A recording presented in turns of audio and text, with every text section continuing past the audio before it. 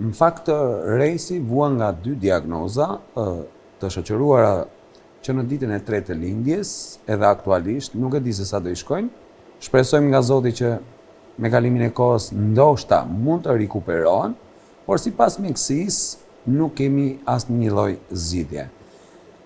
Diagnoza parë është azëm bronkiale të formës të rëndë, diagnoza dytë është epilepsi sekondare. Pra, e kap epilepsia ko pa ko, orë pa orë, e do t'i rrim nga me medikamente.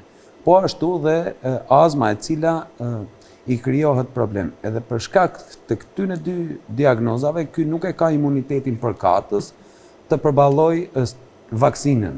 Pra, vaksinimin të cilën duhet ta marrë çdo 2 muaj, që në vogli derisa ato të rriten dhe të mbyllen vaksinimet.